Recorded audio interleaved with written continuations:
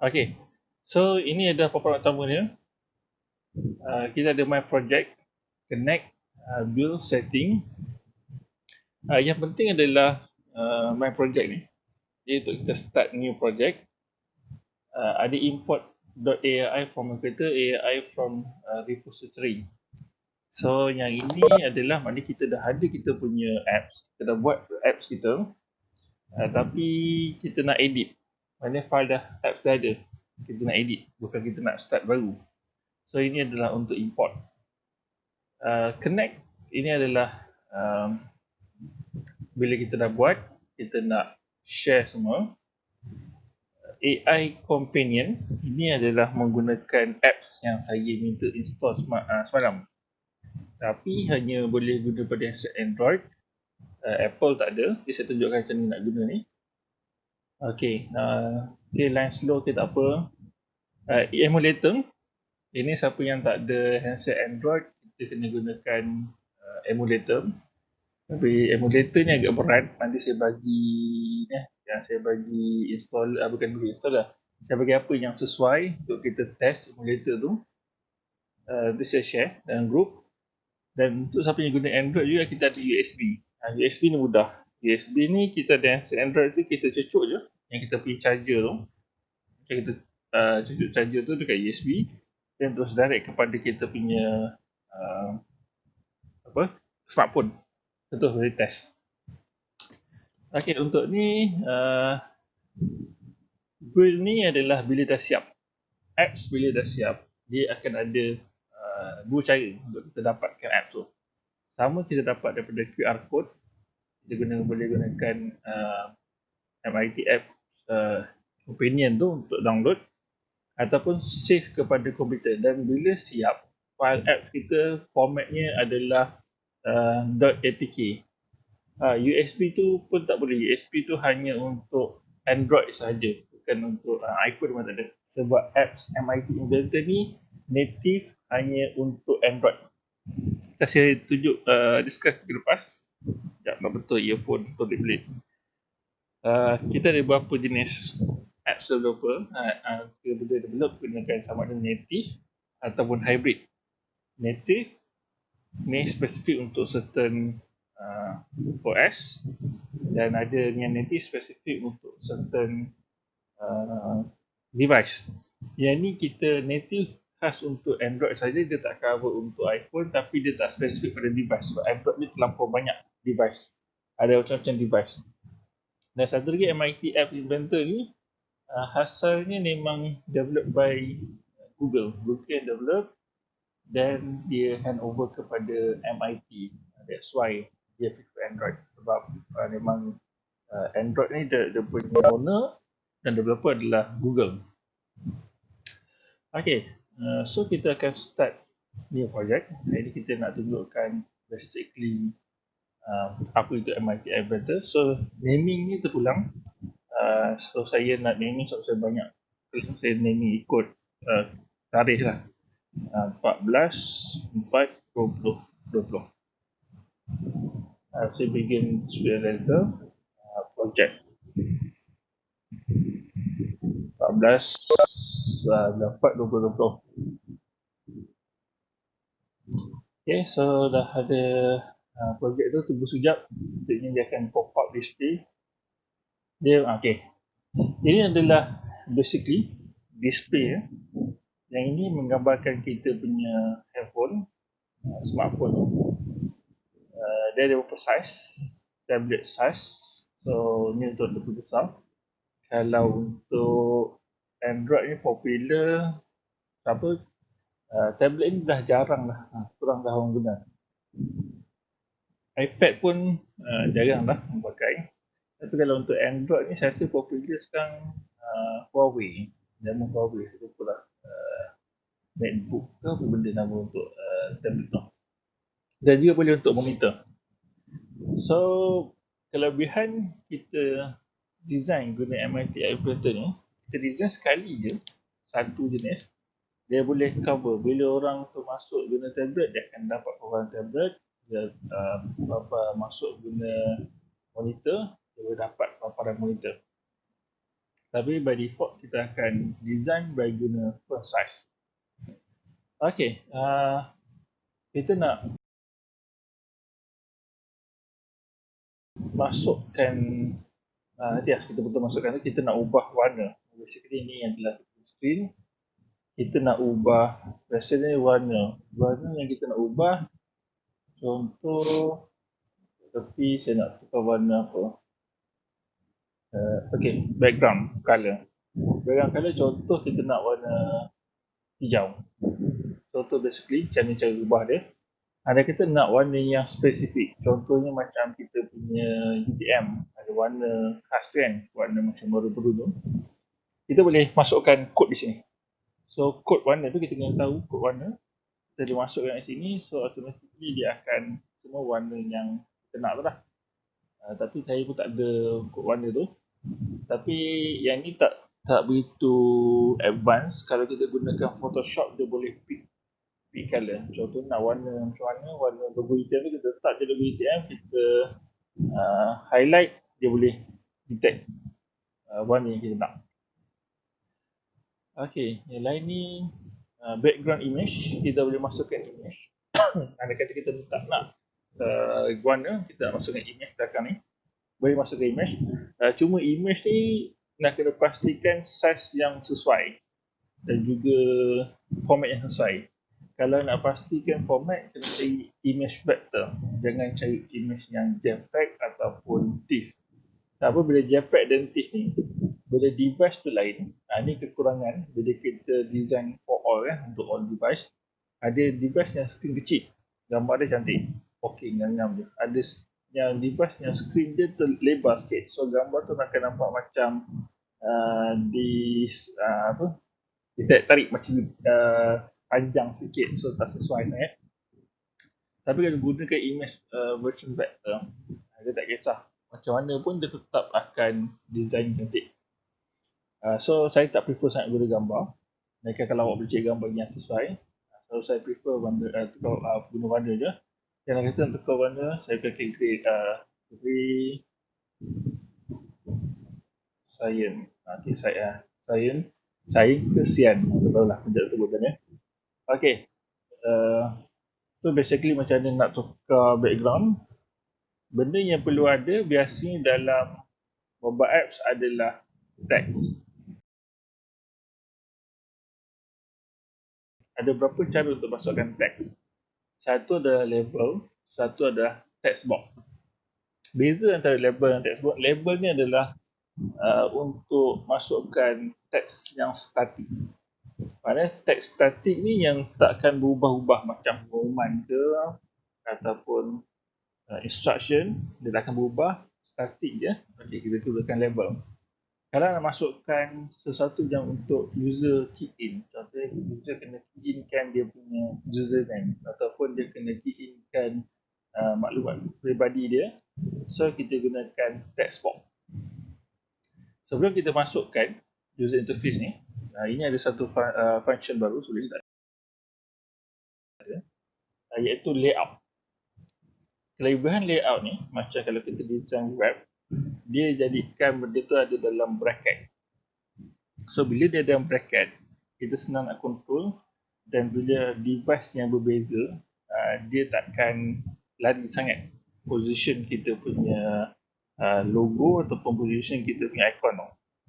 So first kali, normally kita akan guna horizontal arrangement. Horizontal arrangement maknanya dia akan susun secara horizontal begini, ataupun horizontal scroll arrangement sama juga. Dia boleh horizontal tapi boleh scroll. Maknanya boleh scroll tu kita boleh touch dan tarik ke kiri atau ke kanan. Table arrangement biasa 1, 2, 3 ada 4 tu, 4 area. Vertical, susunan menegak. Kalau vertical scroll arrangement macam kita pergi ke website lah, kita boleh macam yang ni, yang macam horizontal ni boleh scroll ke atas ke bawah. Itu adalah vertical scroll arrangement. Okay, normally kita ambil horizontal, masukkan dahulu. Okay, by default dia akan duduk di sebelah kiri. Sama macam kita masukkan dalam teks bila kita buat kita punya apa tu, word, dia akan start daripada kiri. Okey, size dia akan memang kecil saja, tak usah. Kita boleh ubah dia punya size, kita boleh ubah dia punya kedudukan. Okey, nak ubah kedudukan, mungkin kita tak nak dia left, kita nak di center. Pergi ke sini, horizontal alignment, center. Aku tak center lah. Okey, sekejap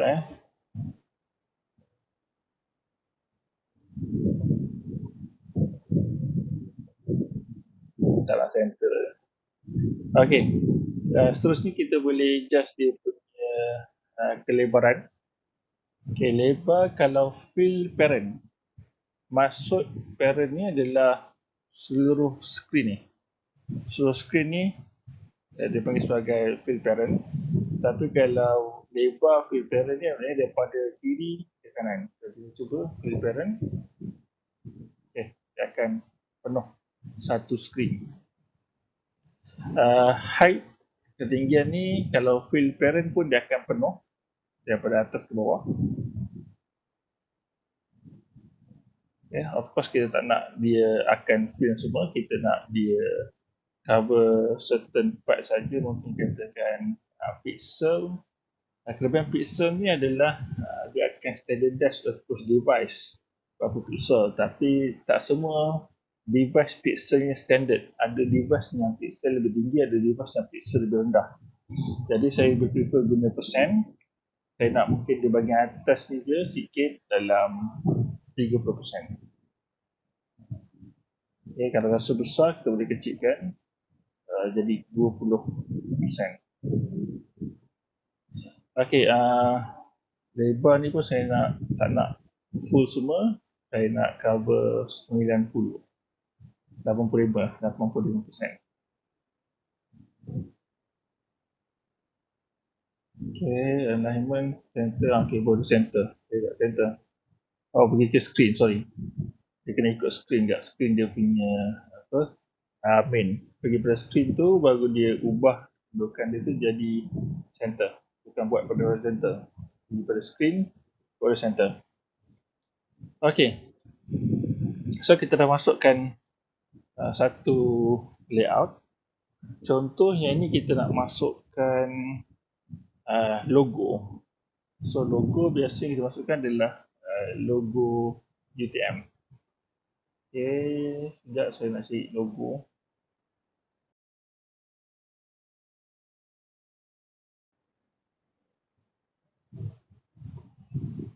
Logo.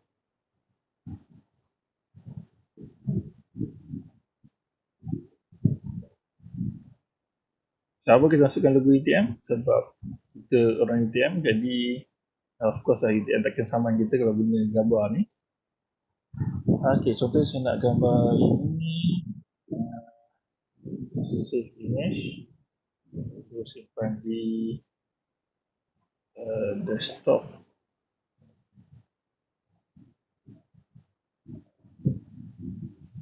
Okay, cara nak masukkan image, kita pergi pada user interface, image di sini.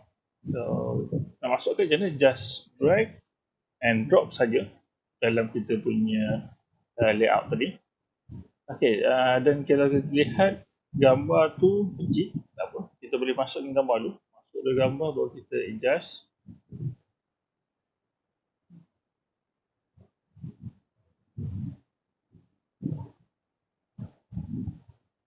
Okay, so gambar tu terlalu besar. Ni lambang tak tahu bagaimana besar ni. So kalau kita nak adjust, just letak fill parent. Okay, so nampak just nice. Anda kata nak kecilkan lagi, rasakan mungkin besar macam ni. So mungkin kita katakan nak height 85% saja. So tinggi ni akan cover 85% daripada parent tu. Kelebaran, so ada panjang. Panjang ni better kita bagi dalam 90%. Dia gede gitu lah.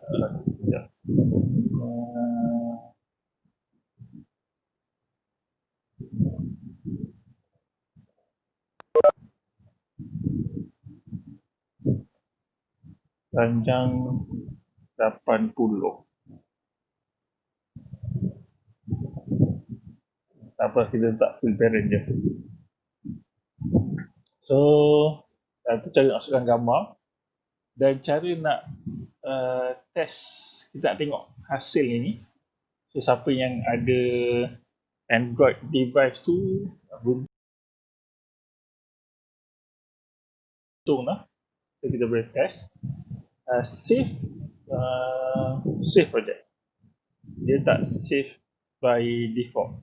So, save project, dia akan save. Cara nak test, pergi kosong connect, pergi pada AI Companion. So, ini kita dapat QR code ni. Buka kita punya apps yang saya install semalam. Dan kita boleh ada dua cara. Satu adalah kita scan QR code, satu lagi kita boleh masukkan kod yang dia bagi.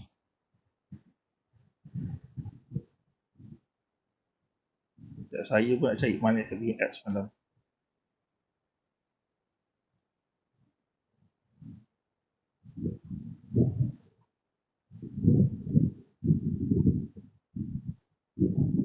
Okay, sekejap tunggu dia connection, dah connect tu.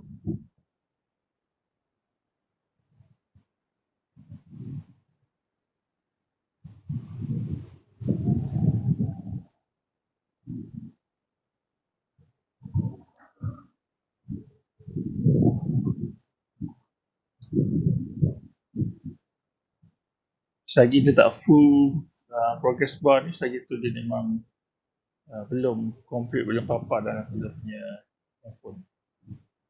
Jadi kalau kita punya internet tu perlahan, better untuk kita gunakan kita punya USB tu, just cucuk je.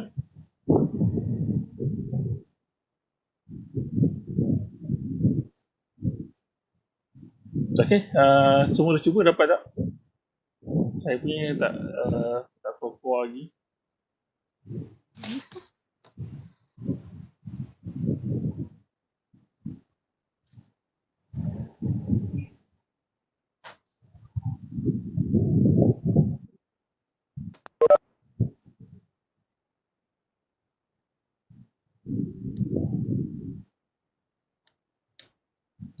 Saya dismiss dulu. Dia tak keluar.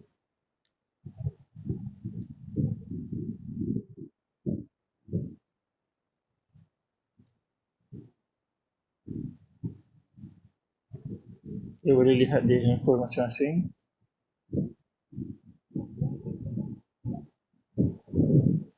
Okay, so saya dah dapat lah. Dah ada.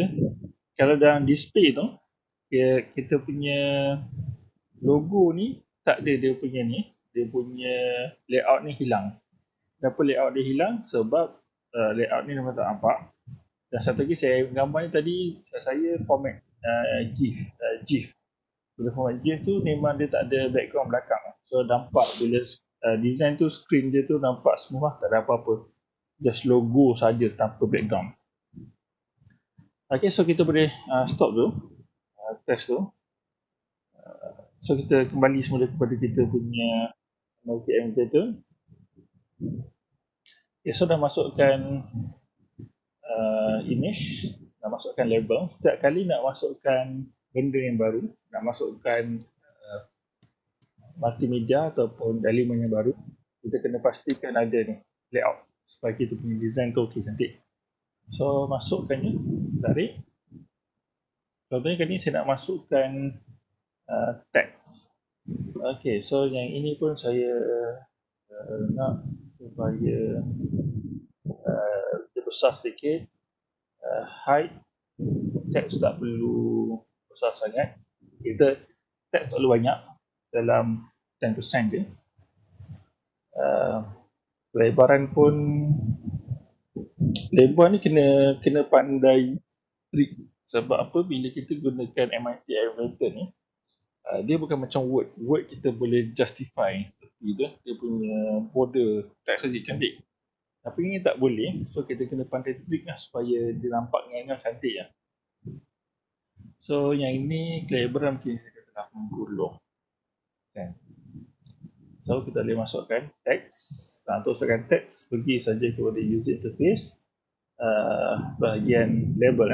Label untuk teks static. Text box ni adalah untuk masukkan input. So klik pada label. Nak edit teks ni tak boleh edit di sini. Teks tu mesti edit di bahagian tepi ni. Masukkan teks ni. Kalau kecil, boleh besarkan. Tak nampak, anda kata tak nampak kan nak edit. So besarkan sini. Okay, contohnya kita tulis satu English lah. Aplikasi mudah alih ini dibangunkan untuk subjek apa kod kita, SPPP 2333. Saya lupa apa saja. Contohnya SPPP 2333. Okay, bila dah siap, just tekan enter. Okay, bila kita lihat dia tak masuk cantik, kita kena adjust ni. Pilih fill parent, so baru dia masuk 6. Height automatically lah ikut yang ni. Ataupun rasa mungkin kita punya layout terlalu besar, mungkin kecilkan layout kita. Layout ni mungkin katakan 8%.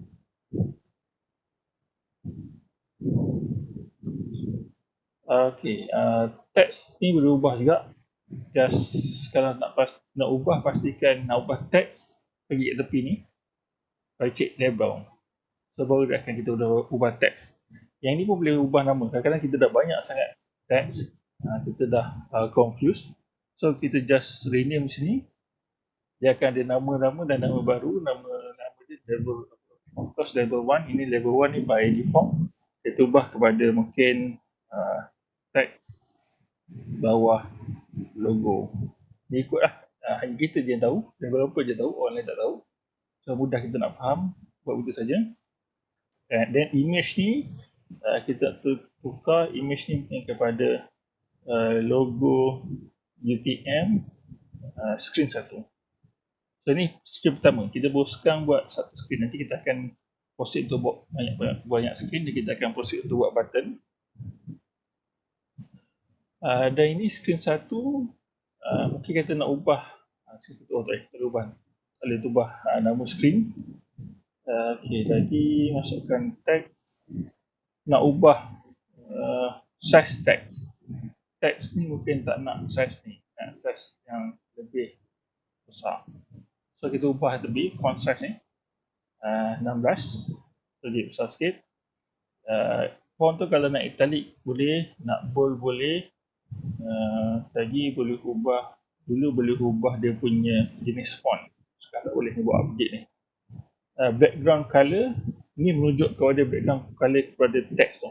Normally kita akan ikut warna yang sama dengan warna kita punya background besar ni supaya dia tak mengganggu sangat. So tukarlah background color ni kepada tadi cyan. So dia akan jadi warna sama dengan kita punya background. Text alignment dia hanya ada boleh left ke kiri, ke kanan ataupun center. Itu saja. So kalau nak justify tu kena pandai-pandai adjust. So kalau ini kita buat center. Text color normally hitam. Yang penting text ni mesti kontras dengan background. So kalau background kita putih, hitam. Kalau background kita tu hitam gelap, kita guna text putih. Okay, so save select. So boleh nak cuba. Kalau nak cuba, saya punya ni apps.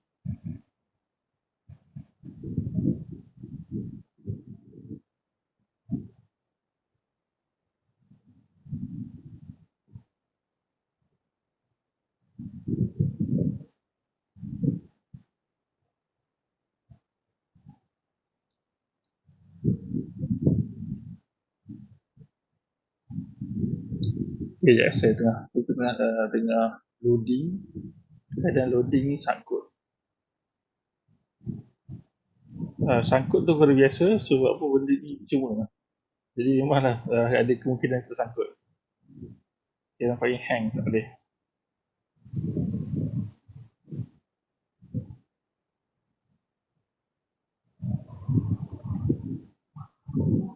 Okay, tak apa.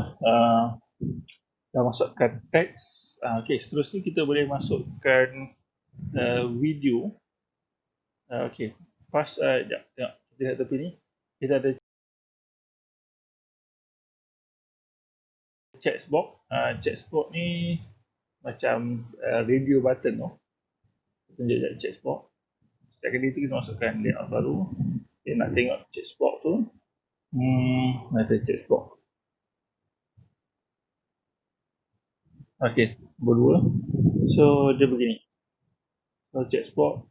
Yang ni contohnya, biasanya kita tulis yang term and condition. Saya bersetuju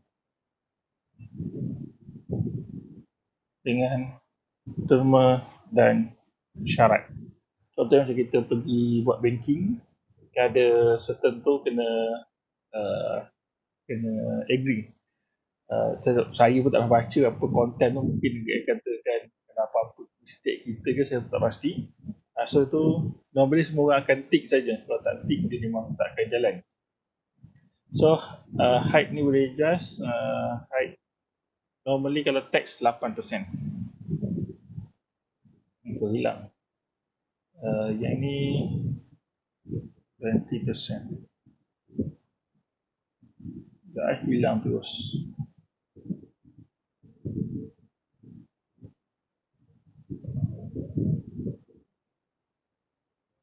Okay, dia hilang sebab parents tu yang mengecil.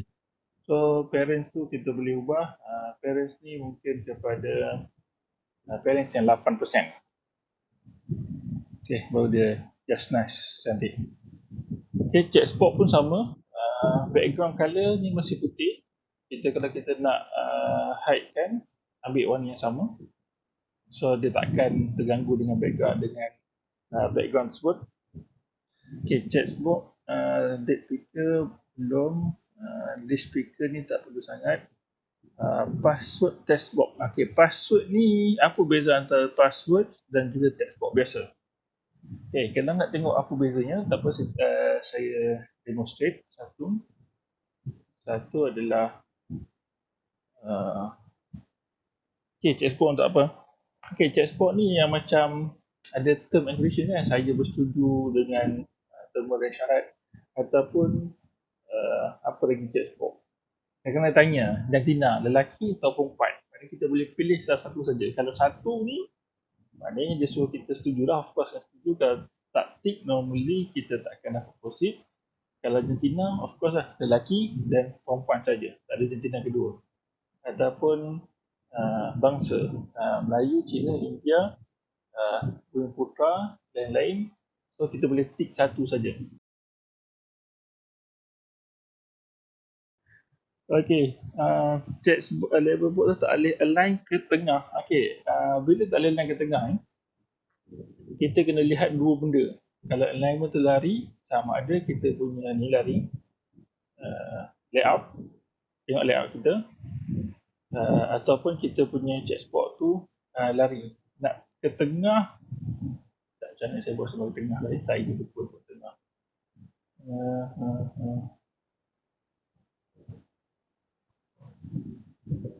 Oh, saya pun bukan tengah. Saya pun memang jejak tengah. Sebab saya buat size dia kecil.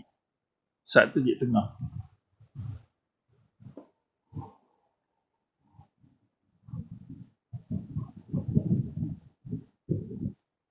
Oh, UTM famous. Okay. Okay, saya punya tu memang tengah. Sebab saya punya tu saya buat ngam-ngam saja. So tu dia dapat jejak tengah. Ni boleh kita boleh adjust. Kita adjust kita punya layout tu. Dopun.com. Okay, boleh. Okay, nak masukkan tadi ni. Kita punya ni. Password. Okay, password ni kita masukkan beza password dan juga yang biasa. Okay, saya masukkan satu lagi. Layout. Ni contohnya bukan tu. Ni contohnya adalah text box. Okay, text box bila kita key in, dia akan keluar dari situ. Contohnya apa? Key in adalah masukkan nama. So, nama saya Muhammad Syafiq, so akan keluar perkataan Muhammad Syafiq. Tapi kalau password, dia akan keluar dot. So, apa kita tak nak orang tahu password kita, dan hanya kita je tahu, dan kita takut ada risiko orang boleh, screen ni boleh record. So, that's why dia akan ada dot ni. So, beza antara text box biasa dan juga password text box. Okay, layout sudah. Saya baca check. Possible tak kita adjust kat screen satu all the layout dead center juga. Okay, every layout manual align. Every layout kena manual align. Kita tak boleh semua screen sekali. So setiap satu tu kena align. Sebab apa? Sebab kalau anda kata kita bagi semua align ke center, dia akan jadi ada certain text ni ataupun certain gambar tak sesuai di center. Mungkin dia kena di left ataupun di right. Sebab tu dia tak bagi function untuk bagi semua ke center once. Okay, secara layout tu bila tukar warna background, kalau dia memang tak penuh satu kotak ke, memang dia tak penuh. Dia akan ada gap sikit. Dia memang akan ada tak penuh satu kotak tu, dia color okey. Bila kita macam ni nampak macam ada biru dengan putih sikit kan. Ni semasa kita dalam developing je. Bila kita test, kita pergi kepada AI companion ni, dia akan penuh. Dia punya tu je, waktu design ni dia memang akan ada putih-putih ni sikit. Okay, lain layout. Okay, media, kita boleh masukkan sound. Tapi normally dalam apps kan memang tak ada. Jarang saya ada sound. Dulu masuk contohnya online banking, dia ada lagu. Macam pelik lah. So kesan kurang lagu. Kalau ada pun nak bagi bentuk dalam bentuk feedback. Feedback ni dua bentuk. Feedback ni ada orang rasa macam pegang handset. Ni dia rasa feeling dari segi psikologi. Bila pegang handphone tu kita tekan button, apa button dia macam tak ada apa-apa, dia just pergi ke page baru tapi macam tak ada, saya lupa apa nama term tu nak bagi feedback pada tangan kita tu. Bila tak ada feeling tu, orang rasa macam tak bagus ataupun rasa macam murah. So nak bagi ada feeling, bila kita tekan button dia akan bunyi tick tu, ataupun bila tekan button dia akan ada vibrate sikit. Tu nak bagi feeling. So feeling ni satu benda yang penting. Dan dia kata macam siapa guna MacBook yang baru-baru MacBook yang nipis tu, dia terlampau nipis sampai kan nak buatkan kita punya keyboard ni bila tekan ada turun kan, dia drop sikit. Benda tu kalau tak ada, orang rasa macam tak puas. So dia kena buat satu macam mechanical bentuk untuk artificially rasa macam turun keyboard tu. Okay, butterfly switch. So dia terpaksa buat, kalau tak orang rasa macam tak seronok. Okay, kita masukkan sound tapi normally bukan lagu. Dia bunyi macam klik nak bagi feedback saja. Okay, drawing animation ni kemudian kita akan buat ada games. Map kita tak buat map. Okay, sensor. Ni kita akan buat dalam kelas, tapi bukan sekarang lah. Yang ni saya nak terangkan basically apa dia punya function hari ni. Okay, accelerometer sensor ni kita boleh gerakkan. Kita punya handphone ni, dia contohnya ada bola. Kita buat cerita soalan, kita ada pinggan, kita boleh gerakkan handset kita tu macam pinggan, bola tu akan bergerak ke kiri kan ikut pergerakan handset kita. Okay, barometer ni tekanan. Ni perlu special device, laptop biasa. Gyroscope ni macam main game. Ikut pergerakan tangan juga untuk macam drive kereta. Okay, location sensor. Ini kita pergi geolocation, nak check in semua tu guna location sensor. Yang lain tak perlu. Proximity sensor ni pun tak ada. Thermometer pun tak ada. Ni kena ada special device. Dan pada handphone kita ada device khas untuk cover benda ni. Okay, sosial dia hanya ada Twitter saja. Tak tahulah kenapa, mungkin ni golongan muda suka Twitter. Tapi saya rasa yang muda sekarang suka Insta kan. Main Insta tak ada. Phone call memang ada sebab macam kita nak, contohnya benda phone call ni macam saya semua orang install sekarang. Truecaller. Truecaller tu kan dia boleh take over, boleh buat phone call, nak tengok siapa yang contact kita. Ini function ni boleh dibuat dalam MIT App Inventor. Okay, sama kan texting, nak text semua boleh kat sini. Sharing pun boleh. Okay, storage ni database. Kita tak sampai baca ke sub database. Jadi lebih advance. Database normally kita akan ada di peringkat master. So masuk database, awak masuk username dan password kat sini. Boleh store awak punya maklumat tu dan logout, boleh login semula. Sama macam banking, kita boleh logout dan login. So logout dan login tu ini menggunakan storage ni, database. Okay, connectivity, Bluetooth. Okay, Bluetooth sekarang kurang. Okay ni, ni penting. Ni Lego Mindstorm. Ni bukan macam Lego yang kita main kat kecil tu.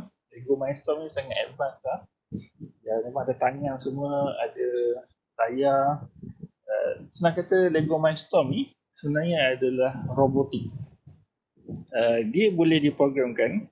Kita boleh decide berapa kali dia nak putar dia punya tayar, pergerakan ke mana, bila dia langgar dinding, apa dia react langgar dinding, dia nak atau balik ke belakang ke, dia nak stop ke, dia nak panjat ke. Semua ni menggunakan ini semua robotik. Kita boleh hasilkan menggunakan MIT App Inventor. Tapi saya tak cuba lagi dengan MIT App Inventor. Normally kita akan guna Raspberry Pi ataupun apa yang belajar semasa lepas, itu Python. Itu antara aplikasi Python, robotik. Nah, robotik ni memang sekarang popular. Akan datang kita mungkin akan, kita memang untuk sahaja Python tu, dia dah rancang lah. Kita akan beli, saya lupa, 8 unit robotik untuk guna untuk programming. So junior-junior akan datang akan guna robot lah untuk program. Saya boleh guna Python tersebut.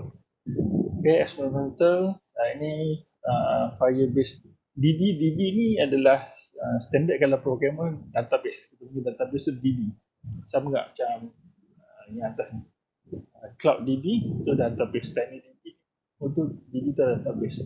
Extension ini kalau kita nak tak apa-apa extension. Okay, kita dah masukkan video. Kalau nak masukkan video, okay. Kekurangan MIT Inventor ni sebab apa, dia adalah open source. Dia open source. Dia tak boleh embed. Selalu kita ambil video, contohnya kita masuk satu video, masuk ke satu, setiap kali tu kita masuk satu. Saya nak masukkan video, contohnya ni, video player. Okay, kita tak masukkan parent, okay, kita masuk parent. Kelebihan kalau yang berbayar, dia boleh embed. Tapi yang ini sebab dia open source ni, senang kata, apa maksud open source? MIT develop tanpa ada apa-apa intention untuk dapat keuntungan, dan dia develop secara percuma dan kita pun guna secara percuma. Itu masuk open source. Dia tak boleh nak embed. Dia kena ada video tersebut, kita kena store dalam kita punya komputer. Anda kata tak ada store dalam komputer kita ada hosting. Hosting ni, yang ni pun bagi master kat hosting. Kita ada satu video, kita hostkan di server. Server ni normally kita sewa. Kita sewa server di US. Normal saya akan subscribe. Saya ada subscription untuk server di US. Kenapa saya pilih server di US? Kenapa tak pilih server Malaysia? Satu, sebab dia lebih laju. Dan kedua, dia lebih reliable. Bukan kata kat Malaysia tak bagus, tapi mungkin kat Malaysia kita belum biasa dengan server ni. So kita kena upload ke dalam kita punya server di US tu, dan dapat link file, baru kita boleh masuk ke sini. Itu baru boleh embed. Kalau tak ada, kita kena masukkan file sendirilah.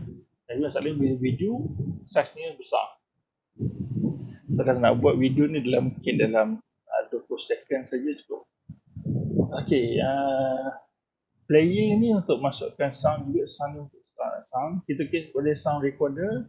Ini kita nak record sound, nak buat apa benda yang orang lain itu smooth. Yang smooth tu boleh masukkan sound. Okay, kita boleh masuk kat kamera, kita boleh masukkan camcorder.